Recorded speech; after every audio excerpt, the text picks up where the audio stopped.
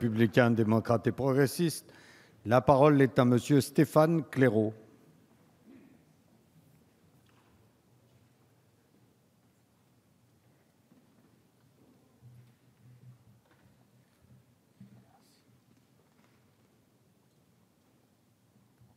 Merci, Monsieur le Président.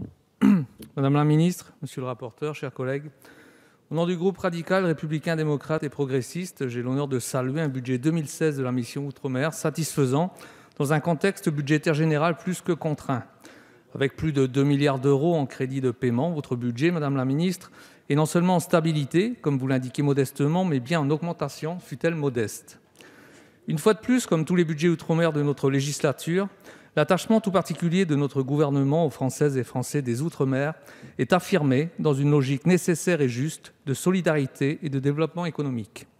S'agissant de Saint-Pierre-et-Miquelon, je me permets de souligner qu'il ressort du document de politique transversale Outre-mer un effort financier de l'État envers notre petite collectivité d'Amérique du Nord en augmentation en 2016 de 11,4% en autorisations d'engagement, soit plus de 9 millions d'euros supplémentaires, et de 6,72% en crédit de paiement, soit près de 5,5 millions d'euros supplémentaires.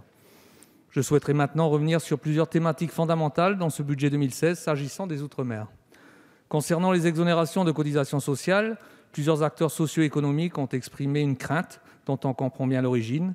Concernant le recentrage et le renforcement de la politique d'exonération sociale sur les secteurs du tourisme, de l'agroalimentaire, des technologies de l'information et de la communication, de l'environnement et des énergies renouvelables. Mais les effets cumulés des différentes mesures de réduction du coût du travail et du renforcement du CICE devraient être de nature à les rassurer, représentant plus de 200 millions d'euros supplémentaires au service de la création d'emplois et de la croissance des entreprises. S'agissant de Saint-Pierre-et-Miquelon, je me félicite que la logique entraîne, dans ce projet de loi de finances, le maintien du système d'exonération actuel sans modification.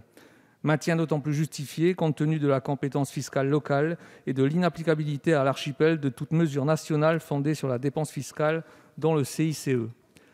Concernant la politique du logement, cette loi de finances constitue le premier budget de mise en œuvre concrète du plan logement outre-mer, qui doit s'étaler sur 5 ans, sur la base de la contractualisation menée avec les collectivités locales et les régions d'outre-mer notamment. Avec l'accent mis sur l'accession à la propriété, l'augmentation de nouveaux logements sociaux et intermédiaires, mais également sur la réhabilitation, ce sont un minimum de 10 000 logements sociaux par an qui doivent être créés, répondant à un impératif économique et social réel. Je m'interroge toutefois au regard du calendrier de la contractualisation déjà mise en place dans les départements d'outre-mer notamment, concernant la place que peut prendre la collectivité, encore une fois, de Saint-Pierre-et-Miquelon dans ce cadre, afin d'éviter que l'archipel ne se retrouve à nouveau à la marge de la politique légitime de l'État dans le domaine du logement. Le constat est d'ailleurs le même s'agissant du plan jeunesse outre-mer, dont les objectifs semblent pour l'essentiel s'orienter vers les DOM. Là encore, des travaux de déclinaison de ce plan important dans tous les outre-mer me semblent s'imposer. Toujours dans le domaine du logement, Madame la Ministre, je ne peux faire l'impasse sur une nouvelle intervention concernant le dossier de l'extension à Saint-Pierre-et-Miquelon des allocations logement. En effet, nous nous battons depuis 2007 avec Annick Gérardin ou encore les services de la Caisse de prévoyance sociale afin d'obtenir l'extension à Saint-Pierre-et-Miquelon des allocations logement, y compris les APL, dont l'absence nuit de façon parfaitement injuste aux familles de notre territoire depuis bientôt 40 ans.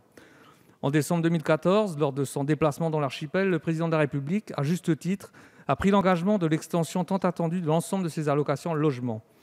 Vous comprendrez donc ma perplexité lorsque je constate à l'article 55 de cette loi de finances que les APL sont étendues sans difficulté et sans délai à Saint-Martin et à Saint-Barthélemy, collectivités disposant de la même compétence logement et urbanisme que Saint-Pierre-et-Miquelon, alors qu'en parallèle, on persiste à nous affirmer que pour nous, il faut encore attendre.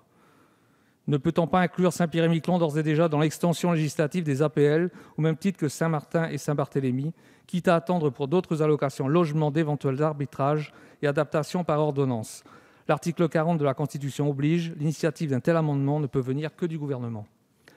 S'agissant enfin du dossier essentiel de la défiscalisation, Madame la Ministre, vous avez franchi un premier pas important en confirmant officiellement en commission élargie son maintien au minimum jusqu'en 2020.